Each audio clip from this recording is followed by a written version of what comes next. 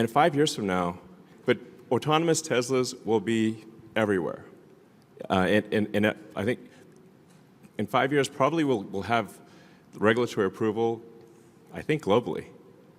So you'll have autonomous Teslas on every continent, taking people on trips, and almost the entire fleet, which will pass 10 million vehicles next year, is capable of full autonomy.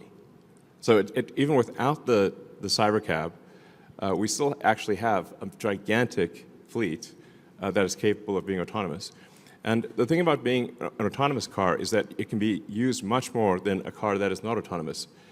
So if you have a car that's a robot car that can drive autonomously, it can now be used potentially for 80, maybe 100 hours a week.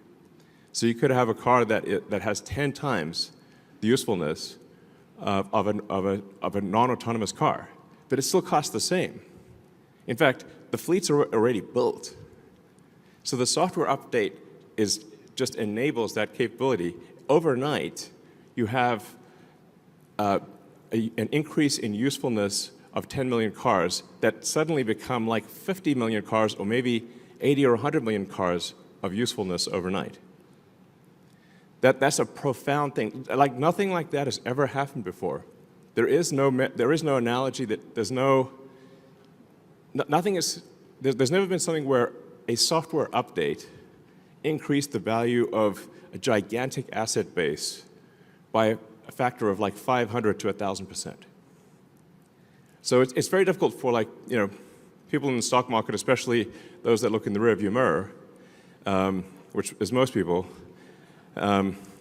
to imagine a future where suddenly a 10 million vehicle fleet has 5 to 10 times the usefulness.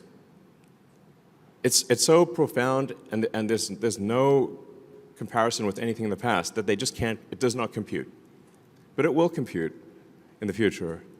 And some people like Kathy Wood at Ark Invest do see the future. So what I'm saying is hang on to your stock. So.